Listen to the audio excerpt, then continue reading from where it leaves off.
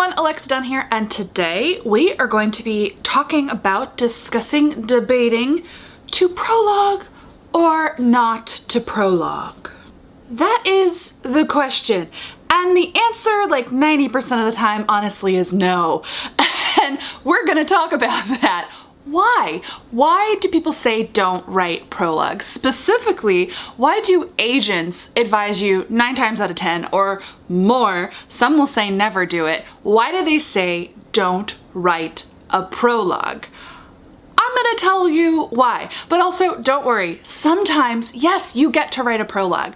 Prologues have their place, and in certain genres, we are going to talk about it, prologues are a lot more standard. They're almost expected by readers, or at the least they can be appreciated by the readers of that genre. However, I do want to talk about kind of the differences between how to query well without a prologue versus what you can get away with.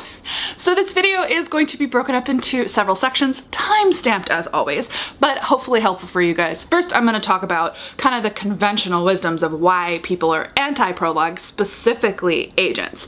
Then I'm going to go through kind of when you might want to have a prologue, like where prologues work, including specific genre examples.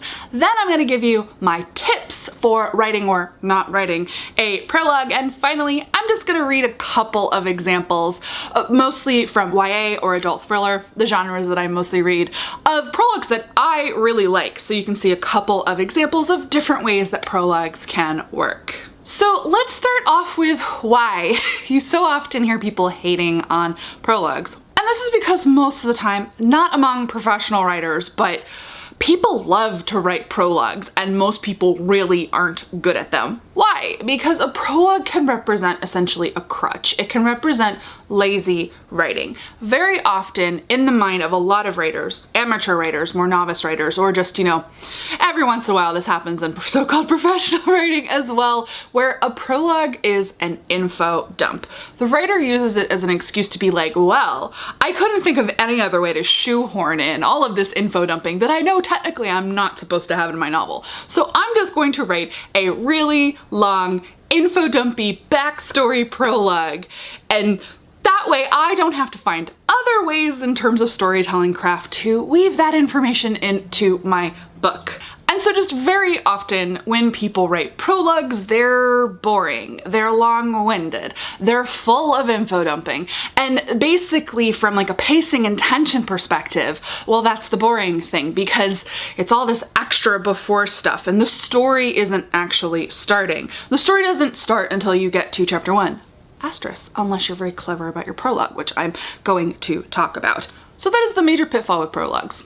Crutch. It can represent lazy writing. They can bore the reader, and they can bore the reader so much that they never actually read the story. You never want to kind of waste the reader's time on a prologue that might slow them down or stop them so that they never bother to read the book. Another pitfall that I think contributes to why a lot of people don't like prologues, including and especially agents, is sometimes by their very nature, for better or for worse, when it works well, but when it works poorly, it works really poorly. Prologues can feel tonally completely different from the rest of the book. Sometimes they just don't give you a very accurate picture of what the rest of the book is for whatever reason, and we'll talk about kind of fine-tuning your prologue. Sometimes that's intentional, sometimes it's not. Very often prologues they'll be in a completely different style from the rest of the book. It might be from the POV of a character who technically isn't actually in the rest of the book or important to the rest of the book. That can be misleading or confusing for a reader. So prologues can, just as often as they can be great and set up good expectations for the reading experience, they can do the opposite of that and be bad. Which brings me to, why do agents say don't write prologues? Prologues are bad, don't submit prologues. Because of the first two things. Because agents are used to seeing so many people submit through queries in the slush really boring, inert, poorly written, whether they're didactic or in like a weird tone that doesn't accurately represent the novel. Very, very often, because this is how you're supposed to write a query, your query is about the book itself, and then they open up the sample pages and they're confused because they're hit with a prologue and nothing in the prologue makes sense to them because it doesn't follow on what the promise of the premise was from the query. This is why most of the time agents are advising you don't write prologues, because they've just seen thousands and thousands of really bad ones. Really, really bad ones. That said, of course agents know, just like we as writers and readers know, just as many editors know, that a prologue can be great when done well. But often a writer has to earn that prologue or do it with such mastery of craft. This is gonna go in the tips section, but 9 times out of 10, yeah, it really is safer in terms of you are a novelist and you are querying and you are trying to get an agent, especially if it's for your first book, not to query a book that has a prologue. My secret tip is you can always add it back later. But of course that begs the question, if the story works without it, do you really need it? Question mark. That's a question for later. So let's talk about when you should or can use a prologue, where prologues work. First of all, it can be incredibly genre specific. There are certain genres that support a prologue as a storytelling convention, as a common one, as one that readers like. Fantasy is the incredibly obvious one. Prologues work in fantasies, asterisk. Not all the time, but very, very often. I still think you have to have a pretty deft hand when it comes to prologues in fantasy, particularly in YA. I think you can get away with it in adult fantasy because adult fantasy more often follows a more traditionalist style than you can in YA, because YA fantasy, even though it is fantasy, is more likely to follow the conventions of YA, and YA for the most part is not a prologue heavy category. So the best rule of thumb when writing YA is not to do prologues, though there are some exceptions. And to tease you on some of the examples I'm going to share later, YA fantasies I could think of that use prologues and use them well. Great exceptions to the rule: The Cruel Prince, Shadow and Bone, and The Bone Houses. By a similar token, sci-fi, because it's like the nice cousin to fantasy, also can function very well with prologues. Again, mostly in adult. Not really something I've seen used in YA sci-fi, though we all also know there's just not enough YA sci-fi. Another genre that supports prologues, though, really funny, so often we don't think about them as prologues, yet they are: thrillers. A lot of thrillers, particularly adult thrillers, use this structure where you get a first snippet. Often it's actually called the first chapter, and this is why we may not think of them as prologues, but they clearly are, where in a multi-POV or multi-timeline books, a thriller that is playing with structure, you might get that first snippet. The first thing the reader reads is not the main POV of the novel. It could jump forward in time. One that I've definitely seen is like you get the third person, but not clear who the POV character is, perspective of the person who's about to die. Sometimes it's the killer. It could be a deep flashback scene. There are lots of different ways to approach it, but adult thriller is definitely a genre that supports having a prologue shaped thing.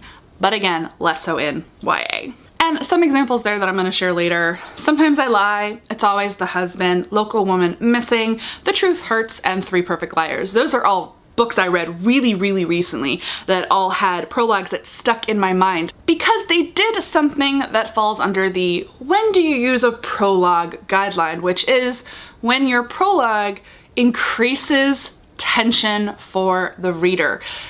A prologue is a storytelling device, and where it works very well in thrillers, but you can also use it in other genres, including fantasy. You're giving the reader a snapshot of something that teases something. I like to think of prologues as teasers. I think that's how they should best function, rather than, long screeds giving you a ton of backstory and history, which is partly down to my reading preferences, but also like we don't need a 50-page history of the region. But anyway, it is a tease. You are giving the reader a taste of something. And this can work especially well when you need a little bit more of a slow burn, or you need a little more setup in your Act 1, for example, but you want to give a reader a taste of what is to come. And so I think this is why so often thrillers will use this to give a hint of, no, I promise a body is coming, a murder is coming, something really bad happens. Now you have to be careful, of course, because you gotta tease them in the right way, because if you tease them in the wrong way, you can actually make your twists really easy to guess. Or similarly, in fantasy, the tease/tension way of doing it, because fantasy more often is going to have, say, like a folklore-ish beginning, like a in the past Shadow and Bone did this, where it might read like an allegory, it might read like a fairy tale, but you can actually use that to build tension. Part of the tension is guessing what you read, who it's about, and why it's important to the story. You can use that. Same thing, cool print is an example that comes to mind. Deep flashback, where your prologue is essentially a critical scene or moment from the past. That one, a double murder, which of course is gonna have tension in and of itself. And that's the thing, if you can have something kind of thrilling and intriguing at the same time. Local Woman Missing is an adult thriller that did that as well. The first chapter is a child who has been kidnapped and, you know, has been living in a basement, and it's them kind of being oriented to their surroundings. They've been there for a while and making an escape. So it's an exciting beginning. And then that character doesn't have a POV for the rest of the book, but it is important to the context of the book, but it kind of gives you that thrilling opening with tension in it that primes the reader for what is to come. Essentially, when to use a prologue is when it augments the reading experience for the reader, where it does something extra that perhaps you could do in another way in another part of the story, but is best done in a prologue setting. Or even better, prologues should be organic. It should be, there is no other way to do this thing, but this thing is important, and I'm going to artfully build a prologue around this concept, this craft, this tension.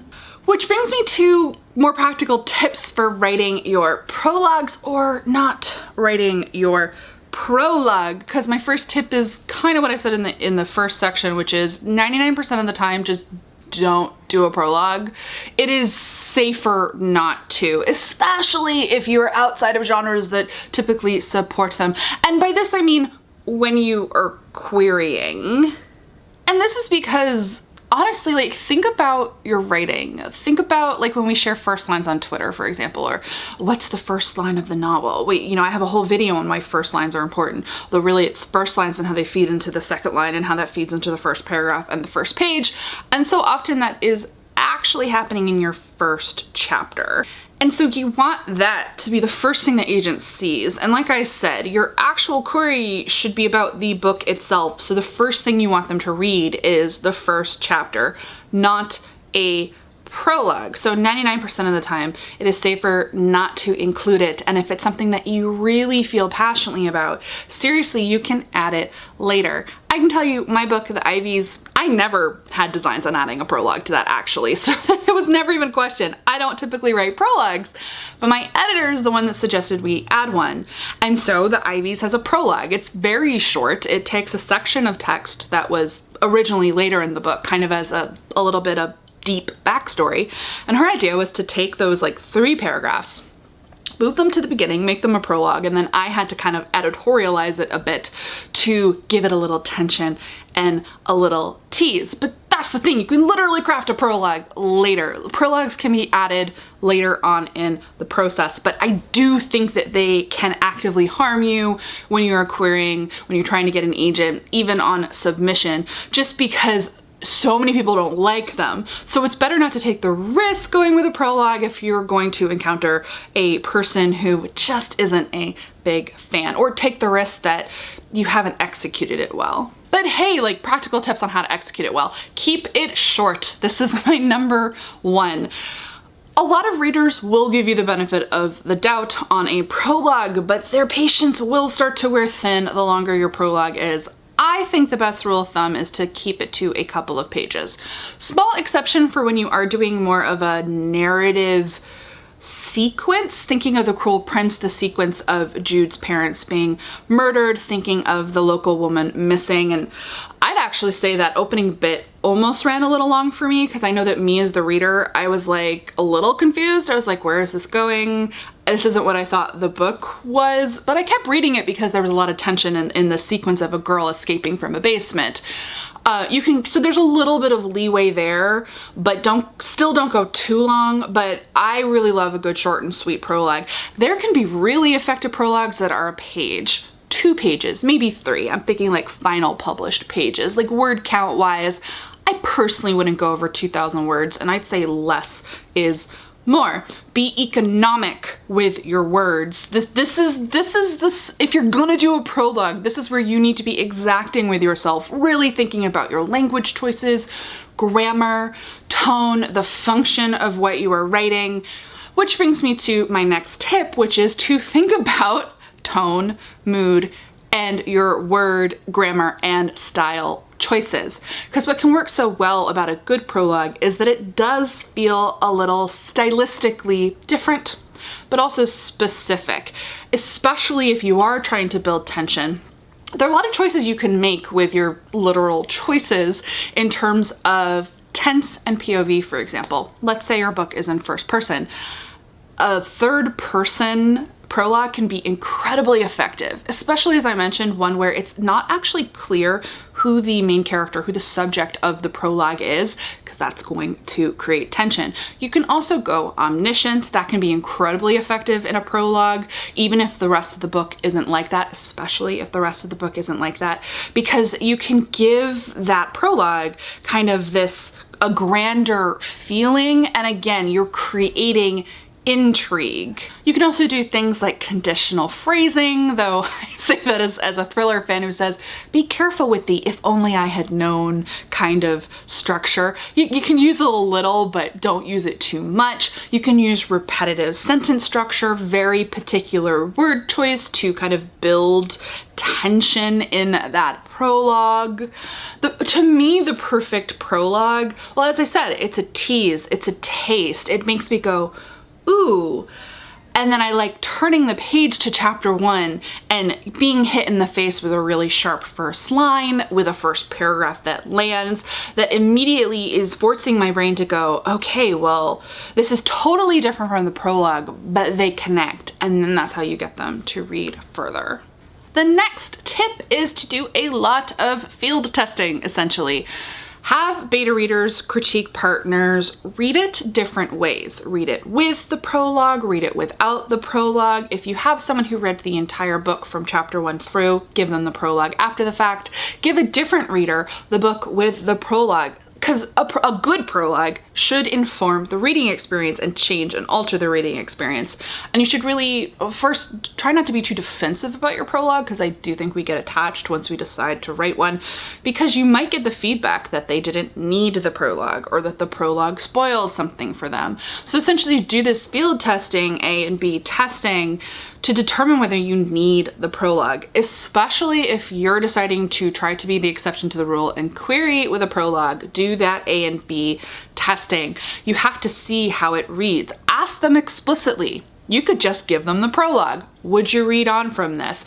Give them the query and the prologue, or the query and the first page of the first chapter, and ask them which combination was the most effective. Also a tip, if the function of your prologue is more kind of on the backstory or, dare we say, info dumping side, set yourself the challenge. What is it that you are trying to get across in the prologue? Can you instead artfully insert the same spirit of information trickled throughout Act 1 as short flashback scenes? Could you have some sort of dynamic set piece that would mean that information has to come up? Now, sometimes you're gonna go, well, you know, Bob conversation bringing up this thing from the past isn't gonna be as good as just having a really effective prologue. But it's worth doing the thought exercises, because there are other ways to insert that information. So it's always just kind of a dance of like, what is the prologue doing? And if it is doing more of an informational thing, is this the most effective way to communicate that information? So now, as promised, I'm going to share some examples, some of the ones that I already mentioned in the video, of prologues that I remembered. They stuck in my mind and that I think were pretty effective. I'm gonna start with The Cruel Prince, which funnily enough, I also brought up in my first lines video. And I'm not gonna read the full prologues of any of these, but I'm gonna give you an idea. So as I mentioned, the prologue of this is essentially deep flashback. It is in third person, omniscient point of view, and is basically the narrative of the day that Jude's parents are murdered by the man who then kidnaps her and her sisters and takes them off to fairyland. This is the essential backstory that, I mean, fuels a lot of character relationships and a lot of major aspects of the plot. It's full of tension, key character points that drive motivation, and it feels a little bit like a fairy tale. On a drowsy Sunday afternoon, a man in a long dark coat hesitated in front of a house on a tree-lined street. He hadn't parked a car, nor had he come by taxi. No neighbor had seen him strolling along the sidewalk. He simply appeared as if stepping between one shadow and the next. A lot of tension there. And it is 7 pages long, which is, I'd say, is just about perfect. Doesn't overstay its welcome and really sets you up. And then again, this was in the first lines video because I think it's very effective the way that the prologue plays off of chapter 1 in this book in particular. Chapter 1 is one line. In Fairy, there are no fish sticks, no ketchup, no television. That's building off of something that was in the prologue and offers you interesting contrast and transition. And then we jump into chapter 2, which is the present forward narrative of this book. Next is Shadow and Bone, and this is one that just stuck in my memory. I read this years and years ago. I'm not someone who's read this a million times. I've read this book once, but I remembered the prologue and that I really liked it when I read the book. This is a good example of kind of a fairy tale or folklore-ish prologue. It's labeled before, not prologue. The servants called them Malenchkai. You can tell I'm not a Stan or Russian. Oh, that's fine. Little ghosts, because they were the smallest and the youngest, and because they haunted the Duke's house like giggling phantoms, darting in and out of rooms, hiding in cupboards to eavesdrop, sneaking into the kitchen to steal the last of the summer peaches. The boy and the girl had arrived within weeks of each other, 2 more orphans of the border wars, dirty-faced refugees plucked from the rubble of distant towns and brought to the Duke's estate to learn to read and write, and to learn a trade. And it goes on. It is 7 pages again. Maybe this is like a magic number. And it's a third-person introduction to Alina and Mal, who we know are some of our critical characters, Alina being our point of view character, but it is in third person. And it feels like folklore or a fairy tale, and then we jump into first person Alina's point of view. And I just always liked the tone that we got from that prologue because it made the story feel big and grand and epic, but then does the YA thing of like drilling in really close to that first person narrative. I just always liked the prologue in this one. Next is The Bone Houses, which is another one I highlighted in my first lines video. This one has a 5-page prologue, and this is actually a fantasy novel told in third person. So it's not the contrast between a third person prologue and a first person narrative. They're both in third person, but the prologue has a that grand, omniscient storytelling feel. And the first line of this is, "The grave digger's children were troublemakers. They chased chickens through the neighbors' yards, brandishing sticks like swords, claiming that the fowl were monsters in disguise." And it goes on. It's this backstory of, we find out Rin is our main character, but this is deep backstory of a critical thing that happened when she was a kid.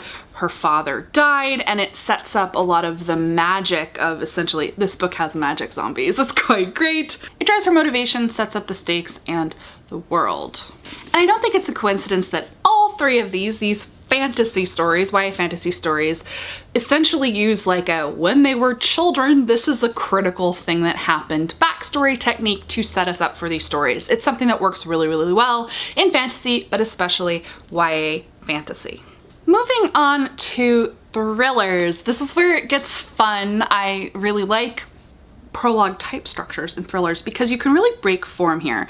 Sometimes I Lie is a really good example of, I'd say, a non-traditional prologue. Does this count as a prologue? I think it does. I think of of a prologue as the first thing you want the reader to read to set up their expectations for the story and experience of the story, or color that experience of the story apart from chapter 1, the first line of chapter 1. And this one, it's a page, it's not labeled with anything, but you get this. My name is Amber Reynolds. There are 3 things you should know about me. I'm in a coma. My husband doesn't love me anymore. Sometimes I lie. That basically sets you up for the entire book going, this is my narrator, this is my main character, and she's a liar. And if you didn't have that, the experience of the entire book would be different and would work. Would it work? A huge part of the reading experiences was definitely parsing truth from lies, and that was some of the thrill of reading it. So I love that kind of teaser at the start of a thriller. Next one is Local Woman Missing, and what's actually funny is I'm opening it up to the literal prologue and realizing, aha, I forgot what the literal prologue of this book was. The scene I described with the kidnapped child in the basement is actually technically the first chapter, but it still really feels like a prologue in my opinion. So the actual prologue of this book, 11 years before, it says prologue, 11 years before, and the first line is, there's a smudge of lipstick on the collar of his shirt. She sees it. She says nothing about it. Instead, she stands there bobbing the crying baby up and down like a needle of a sewing machine, piercing fabric. So this is one that is just like, it uses the pronouns, she, he, etc. And you don't actually know who the subject of this prologue is. It's all coming back to me. You know that something happens to this woman at the end of the chapter, but you're not entirely sure what it is until a bit later. So this is an example of one that's creating that tension of who is the perspective from that prologue, and later you're going to piece it together. But I will also, because I had it stuck in my brain that this was the prologue and it's technically the first chapter, but it still feels like a prologue because it isn't until the next perspective that you really get into the main POVs of the book. So this one is from the point of view of that girl who's in the basement, as I mentioned. Now, I hear footsteps. They move across the ceiling above my head. My eyes follow the sound, but there ain't nothing to see because it's just footsteps. That don't matter none though, because the sound of them alone is enough to make my heart race, my legs shake, to make something inside of my neck thump like a heartbeat. So I really think that the technical prologue and then this build together, which I'd say is a longer than average prologue. I'm on ebook at this point, but I'd say the actual prologue looks like a good 1,000 to 1,500 words to me. And importantly, that is a multi-POV, multi-timeline thriller. So it kind of works to have that prologue, which is something important that happened 11 years ago where it's unclear who the protagonist is. Next is It's Always the Husband by Michelle Campbell. This was another one that really stuck in my head because I love that this was another one of you are in the perspective of the victim, the person who dies. It's like their literally their final steps. They're walking to their death and the killer is behind them. But the book doesn't tell you who it is, and that's how you launch into the story. It immediately, actually, once you're done with that prologue, jumps into the past, because you're getting this one straddles college and when these characters are in their 40s, and the book teases and keeps from you who the victim is for like a good third of the book, but you have it in the back of your head, like the scene of that prologue and like the final moments of that character's life. So this is one where it is actually labeled as chapter 1, but it's a prologue. Present day, the night of her 40th birthday. She stumbled through the dark woods, the trees dripping raindrops onto her hair and her party dress. Her shoes were covered in mud and she trembled from the cold. Hey, she called out. This is crazy. My shoes are soaked. Just a little farther. She was out of breath and her feet were killing her. And so on and so on. So you get that back and forth. You're in her perspective, but you don't know who she is. And the killer responds to her, but you don't know who they are. And specifically, there's a really nice back and forth where she's essentially like, why are you doing this? And they're like, you know why, which also creates that teasing and tension effect for the reader of like, well, who is it and why? And then you jump into the next, like the real thrust of the story. And I was spending the whole time being like, who's the killer versus who is the victim and trying to piece everything together. Generally, great book. Highly recommend it. The next one is really interesting because for me it's a great example of when the prologue really matters, because of course you should do it with intent and it should impact how you write moving forward. Because this book, The Truth Is by Rebecca Reed, is an ARC that I got, and for some reason when I opened it on my Kindle to read, it skipped the prologue. And I started reading and I was like, oh, this is interesting how I'm just thrown right off the deep end. And I felt like I was missing some context, like I was a little confused by a couple of things. And I started second guessing myself, like, it feels like I've missed something. And so I went back to the beginning and then discovered I had missed the prologue. The prologue was important. And it turns out it's a prologue that I think is quite interesting. It jumps way forward in time to give you kind of this ominous, foreboding tone to everything that is to come. It is the main character, you come to realize, going through something. "Ready, Mrs. Spencer?" he asked. No, she thought, not ready at all. Yes, go ahead. She wanted the crowd assembled behind to hear her. It was a noise like nothing she had ever heard. A bang would be the easiest way to describe it, but it was more than that. Shattering, cracking, hundreds of years of history and memories collapsing as the wrecking ball swung into the house. Her house. She watched the honey-colored walls fold in on themselves, watched as the ball smashed through room after room. The crowd gasped with each swing. And it goes on, and it's just this really fascinating scene of, you know, that a house is being torn down, her house torn down. And the character Poppy has this, you know who the main character is in this instance. She says and thinks and does a lot of things that really color how you jump into the story, and it definitely contributes to the reading experience. And once I actually went back and read this, it improved my reading experience. And by the way, I think this is an ARC formatting problem, so that came before the table of contents for some bizarre reason. And that's why I jumped right into chapter 1. That prologue wasn't even labeled, but chapter 1 said 5 months earlier. And I was confused. I was like, 5 months earlier from what? But I started reading and I got to like chapter 2, chapter 3, and I was like, it's really bothering me that chapter 1 said 5 months earlier. So this is like a bad ARC formatting situation. I'm sure the real book, it was clear that there was a prologue that came before chapter 1, but a really good example of like when you need the prologue, because that is the tease that you have knowing that this is a book about a woman who marries a guy and they agree, we don't talk about the past, and then he moves her into this house and creepy stuff starts happening in the house. And you know from the prologue that she ends up tearing down the house, and it's a really essential piece of tension for this particular thriller. And last but certainly not least, another really good example of kind of that flash forward prologue technique, Three Perfect Liars by Heidi Parks. This is a thriller that has multi-POV as well as an interesting structure. It has people who worked with these women being interviewed by the police. I really like that structure. And it also has like a back and forth of like a countdown to the night of the fire, which is how the prologue is labeled. It's not labeled a prologue, it just has the date, Monday, May 13th, the night of the fire. And then you're jumping back and forth because you're getting past POVs and you know what it's leading up to. This is a really good prologue-y technique for thrillers when you're doing interesting structure. And this starts with, it had taken 7 minutes for the first of the fire engines to screech to a halt outside the offices of Morris and Wood. But even by then, anyone could have seen it was too late. The fire had coursed through the building at an alarming rate. Red and orange flames were already obscured by a billowing cloud of dark gray smoke. The sound of breaking glass shattered the air. She was on the quay across the river from the office with a perfect view she no longer wanted, yet she couldn't bring herself to turn away.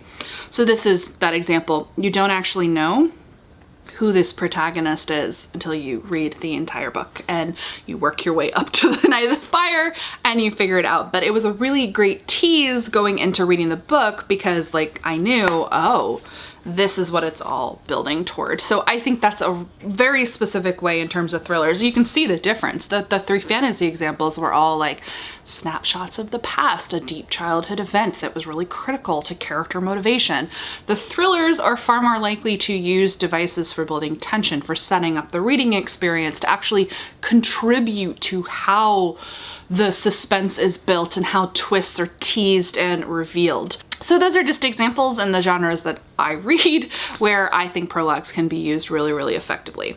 And I'll say that in terms of the query question, I do think all of those fantasies could have been queried without a prologue, and it's possible they were. And in the case of Holly Black and Emily Lloyd Jones, they weren't querying those books because they were subsequently published books when they already had publishing careers. But Shadow and Bone, I don't know, did Lee query it with the prologue or not? Because the first chapter works perfectly fine without the prologue. It's just this nice additive thing to have it. And then in the case of the thrillers, in most of the cases, the prologue-y bits are baked in. You do need them. And I think really that's the thing. Prologues are technically best when you need them. Though my own book is an example where, I mean, technically you need it, but technically you don't. It's basically backstory into this friend group and kind of who they are and what they do. It was previously in like chapter 3 and my editor was like, let's make it a prologue. So you do technically need it, but you don't need it in the sense of you can read my first chapter or my first page and you're not going to be confused about what is going on, which is very different from, say, The Truth Hurts, where I was actively confused having accidentally missed the prologue. And also, for context, if you're curious, my prologue is literally just 2 pages. It's short and sweet, which I do think for a book like this is important. I didn't want to keep people from the actual main thrust of the action of the plot too long. And will I write a prologue again? Yes, honestly. I love how they're used in thrillers. I'm not currently using one on my next YA thriller, but I have had it kind of in the back of my mind that, like, if my editor suggested it, I'm definitely open to it because it has like a slower burn. There's a build up to the murder. So I have been thinking, like, because it comes back to prologues or storytelling techniques, it's a craft. And so I might end up using a prologue for like tension building reasons, but definitely if and when I write adult thrillers, because a lot of my favorite adult thrillers have really good prologues, even if they're not labeled prologues. I am pro prologue when a prologue works. So that's a lot. And I know that this is a contentious topic. Some people love prologues and some people hate prologues, and some people hate that people hate prologues, especially industry professionals. So let's talk about it down below in the comments. What is your stance on prologues? What is your stance on the hatred for prologues? What are some of your favorite prologues? Those are always fun to share. If there are tips you have for prologues that I missed, drop them down below and give this video a thumbs up if you like it, and I will make more discussion style videos about topics in writing craft. As always, guys, thank you so much for watching and happy writing.